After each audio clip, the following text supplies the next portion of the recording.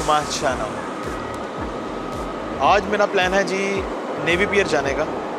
ये शिकागो के अंदर बहुत ही अच्छी एक उन्होंने अट्रैक्शन पॉइंट बनाया हुआ है। वहाँ पे फेरिस व्हील भी हैं और भी काफ़ी कुछ है देखने को। तो मेरा स्टॉप है बस स्टॉप, जहाँ मैं बस का वेट कर रहा हूँ, जो मुझे 6 स्टॉप्स के बाद नेवी पियर ड्रॉप करेगी। और इधर बड़ा अच्छा है, आप एक दिन का पास खरीद लें, कोई जिस लॉस एंजलिस वगैरह में है, और जितना मुझे ट्रैवल करें मेट्रोज़ पे, जो उनके ऊपर बसेस हैं उनके ऊपर ट्रैम्स पे, तो आपको फ्री ही एक तरह का, यानी एक दफ़ा की चार्जेस हैं $3, और उसके बाद आप फिर यूज़ करें अपना पास जहाँ भी जाना है आपने।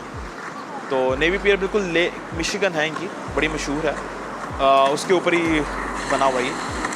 तो एक साइड पे उन्होंने एक बड़ा अच्छा पॉइंट बनाया हुआ। तो बाकी भी बस में मैं आ गया हूँ। ये मैंने एक पास लिया हुआ है जिसकी मैं बात कर रहा था कि $3 में मिलता है, जिसमें आप बसेस भी यूज़ कर सकते हैं और मेट्रोज़ जो नीचे अंडरग्राउंड हैं वो भी आप यूज़ कर सकते हैं।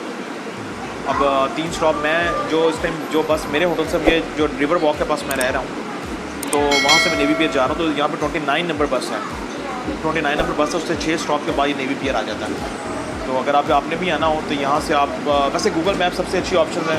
मैं हर दफ़ा आपको लोगों को रिकमेंड करता हूँ कि गूगल मैप्स यूज़ करें, उसके ऊपर सारी उस टाइप रूट प्लान्स आ जाते हैं आपके, तो आप कोई भी रूट ले सकते हैं। 2-3 ऑप्शन थी, लेकिन मैंने ये चूज़ की कि ये सिंगल वे जा रही थी, वरना मुझे बाकियों में 2-3 चीज़ें चेंज करनी पड़ रही थी। तो मैंने फिर ये वाली इसलिए चूज़ की है क्योंकि ये 1 वे है, यानी एक दफ़ा ही मैं इस पर बैठूँगा और डायरेक्ट नेवी पियर के बाद उतर जाऊँगा।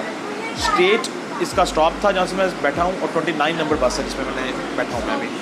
और अब मैं नेवी पियर जा रहा हूँ, 3 स्टॉप्स रह गए हैं, तो वहाँ पे जाके फिर बाकी ब्लॉग वहाँ पे स्टार्ट करते हैं। नेवी पियर स्टॉप आ गया है जी, और सामने मेरे नेवी पियर का सारा फेरिस व्हील और सारा कुछ है। वहाँ जाके आप लोगों को भी दिखाता हूँ।